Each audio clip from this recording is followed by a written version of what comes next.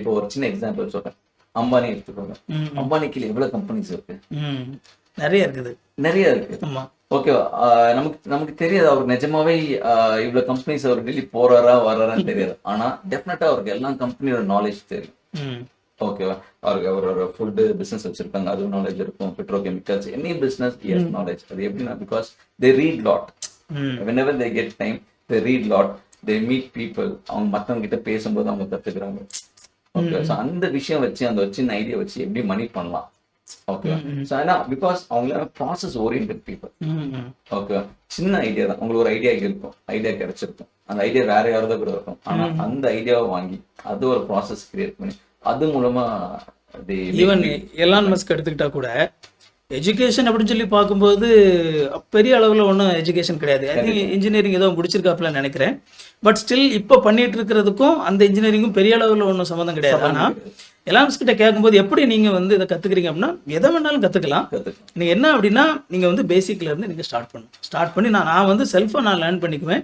And அது மட்டும் இல்லாமல் இந்த மாதிரி விஷயத்துல நாலேஜ் உள்ளவங்களை என்னை சுற்றி வச்சுப்பேன் அப்படிங்கிறாரு. கண்டிப்பா அதான் சொன்னேன். Right people around. ஏன்னா நம்ம கிட்ட சில பேர் டிஸ்கரேஜ் பண்ணிட்டே இருப்பாங்க. ஓகேவா? இல்ல waste. So we can should avoid those people. ஏன்னா நம்மளோட ஐடியா, நம்மளோட ட்ரீம் அவங்க புரிஞ்சிக்க முடியலன்னா அவங்க கிட்ட போய் எக்ஸ்பிளைன் பண்றது வேஸ்ட். கரெக்ட். இது ரொம்ப ரொம்ப முக்கியமான ஒரு பாயிண்ட் நீங்க சொல்றது. ஒரு மாதிரி டாக்ஸிக் பீப்புள்னு சொல்லலாம். எதை செஞ்சாலும் வந்து அவங்க வந்து டிஸ்கரேஜ் பண்ணிட்டு அவங்கள வந்து எதுவுமே வளர விடாமல் ஏதாவது நெகட்டிவாக பேசிக்கிட்டே இருப்பாங்க. பட் ஒரு சில பீப்புள் தான் பார்த்தீங்கன்னா கன்ஸ்ட்ரக்டிவாக வந்து நம்மளை என்கரேஜ் பண்ணுவாங்க, கன்ஸ்ட்ரக்டிவான ஐடியாஸ் கொடுப்பாங்க.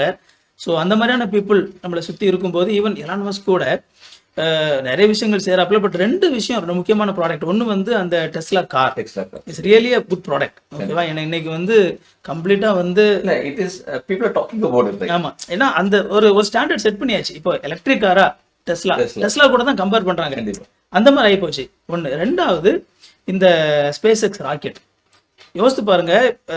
அவங்க கம்பெனி தான் முதல்ல தனியார் ஒருத்தர் வந்து ஸ்பேஸுக்கு ராக்கெட் விட்டது. ஸோ இதெல்லாம் செய்ய முடியுமா அப்படின்னு சொல்லி இருந்த காலகட்டம் தான். All because of that small idea. Idea தான். அந்த ஐடியா தான் அவங்க வந்து they building people around it. They building like contacts around it. Okay, they building big factory around it. இன்னைக்கு அமெரிக்கா கவர்மெண்ட்டே வந்து என்ன செஞ்சிருக்குன்னா அவங்க கிட்ட டையா போச்சு. இன்னைக்கு வந்து மேல இதுல நம்ம இன்டர்நேஷனல் ஸ்பேஸ் ஸ்டேஷன் போறதுக்கு இவங்களோட ராக்கெட்டை யூஸ் பண்றாங்க. கண்டிப்பா. சோ அதை பார்க்கும்போது ஆச்சரியமா இருக்குது. ஃபார் எக்ஸாம்பிள் வந்து எலான் மஸ்க் ட்விட்டர் வாங்கியிருக்காரு. ராக்கெட் விட்டுட்டு இருக்கவருக்கும் ட்விட்டருக்கு சம்மந்தமே கிடையாது.